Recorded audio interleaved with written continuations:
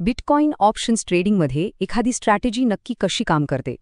आज आपण एका खऱ्या ट्रेडचं विश्लेषण करून त्यामागची विचार प्रक्रिया आणि त्यातून मिळणारे धडे अगदी सोप्या भाषेत समजून घेणार आहोत.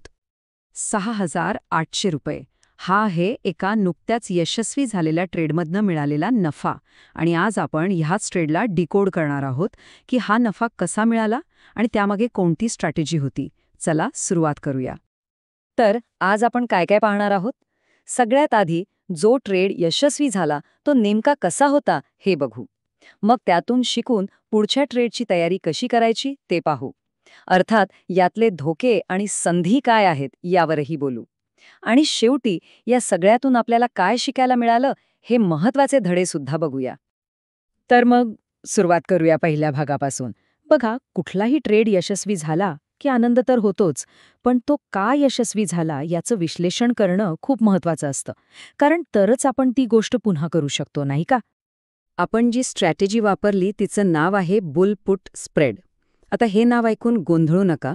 सोप्या भाषेत सांगायचं झालं तर ही एक अशी खेळी आहे जिथे आपला अंदाज असतो की बाजार वर जाईल किंवा निदान एका ठराविक पातळीच्या खाली तरी नक्कीच जाणार नाही. तर मग हा ट्रेड आपण सेट कसा केला होता. आपण $1,12,000चा पुट ऑप्शन विकला आणि त्यातून आपल्याला $142 प्रीमियम मिळाला. पण नुसता ऑप्शन विकणं धोकादायक ठरू शकतं. म्हणून स्वतःला सुरक्षित ठेवण्यासाठी म्हणजे हेज करण्यासाठी आपण $1,10,000चा पुट $57 देऊन विकत घेतला. आता बघा, मिळालेले $142 आणि दिलेले $57 म्हणजे आपल्या खिशात सुरुवातीलाच $85चं निव्वळ क्रेडिट जमा झालं.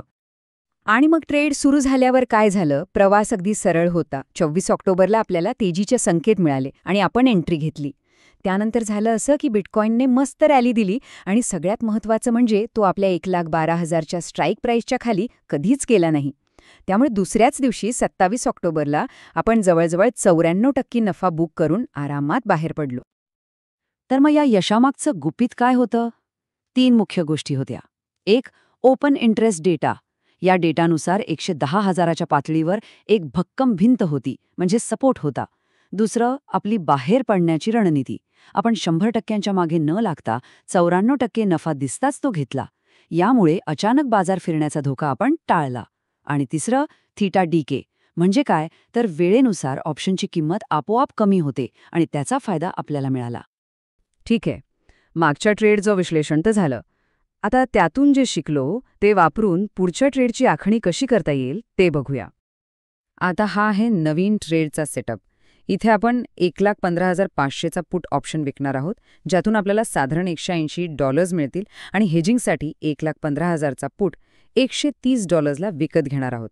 म्हणजे यातून आपल्याला प्रति लॉट $50चं नेट क्रेडिट मिळेल. आता इथेच सगळा खेळ आहे. या ट्रेडमधलं नफा तोट्याचं गणित नीट समजून घेऊया. यात जास्तीत जास्त नफा होऊ शकतो $4,250, पण जास्तीत जास्त तोटा होऊ शकतो तब्बल $37,750. आता हे आकडे बघून वाटेल की धोका खूपच जास्त आहे, नाही का. पण थांबा, कारण इथेच या स्ट्रॅटेजीचं खरं सौंदर्य आहे. तोटा मोठा दिसतोय, पण हा ट्रेड यशस्वी होण्याची म्हणजे आपल्याला नफा होण्याची शक्यता आहे तब्बल 72%. म्हणजे आपण कमी नफ्यासाठी खेळतोय, पण आपल्या जिंकण्याची शक्यता खूप जास्त आहे. हाच यामधला सगळ्यात महत्त्वाचा ट्रेड ऑफ आहे. ओके, ट्रेड सेटअप तर झाला. पण कोणताही ट्रेड हा फक्त आकड्यांचा खेळ नसतो. बाजाराचं एकूण वातावरण कसं आहे, बाहेर जगात काय चाललंय याचाही विचार करणं तितकंच महत्त्वाचं आहे. चला ते घटक पाहूया. सध्या बाजारासाठी काही चांगल्या बातम्या आहेत. एक म्हणजे अमेरिकेची फेडरल रिझर्व्ह व्याजदर वाढवणार नाही अशी शक्यता आहे, जे बाजारासाठी चांगलं आहे. दुसरं, बिटकॉइन ETFमध्ये तब्बल $1.2 अब्ज गुंतवणूक आली आहे, म्हणजे लोकांचा विश्वास वाढतोय. आणि तिसरं म्हणजे जागतिक शेअर बाजारांमध्ये जसं की नॅसडॅक तेजीचं वातावरण आहे. या सगळ्याचा बिटकॉइनवर सकारात्मक परिणाम होऊ शकतो. आता चार्ट्स काय सांगतात.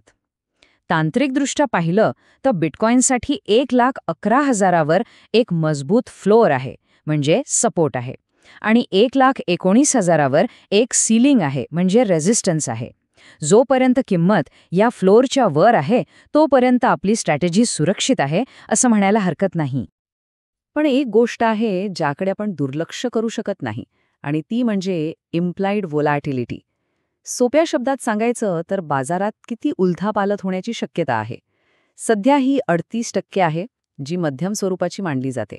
याचा अर्थ बाजारात अचानक मोठे चढ-उतार येऊ शकतात आणि त्यामुळे आपल्या ट्रेडला धोका निर्माण होऊ शकतो. त्यामुळे सावध राहणं गरजेचं आहे. चला तर मग या सगळ्या विश्लेषणाचा शेवट करूया काही महत्त्वाच्या धड्यांनी. यातून आपण नेमकं काय शिकलो? यातला सगळ्यात मोठा आणि महत्त्वाचा धडा हा आहे की 94% नफा घेऊन लवकर बाहेर पडणं हेच यशाचं एक महत्त्वाचं कारण होतं. 100%च्या लोभापायी कधीकधी हातात आलेला नफाही जातो. त्यामुळे वेळेवर प्रॉफिट बुक करणं हे खूप महत्त्वाचं आहे. तर थोडक्यात सांगायचं तर यशस्वी ट्रेडिंगसाठी काय लागतं? एक बुल पुट स्प्रेडसारखी हाय प्रोबॅबिलिटी स्ट्रॅटेजी. दुसरं सपोर्ट लेव्हल्स आणि EMA सारखं अचूक टेक्निकल ॲनालिसिस. तिसरं जास्तीत जास्त तोटा किती आणि जिंकण्याची शक्यता किती याचं योग्य गणित मांडून रिस्क मॅनेजमेंट करणं. आणि चौथं बाजारात काय चाललंय यावर लक्ष ठेवणं. ह्या सगळ्या गोष्टी एकत्र आल्या की यशाची शक्यता वाढते. आणि जाता जाता एक विचार करण्यासाठीचा प्रश्न. ऑप्शन्स ट्रेडिंगमध्ये कमी पण जास्त संभाव्य नफ्यासाठी मोठ्या तोट्याचा धोका पत्करणं हे खरोखरच शहाणपणाचं आहे का? यावर विचार करायला हरकत नाही.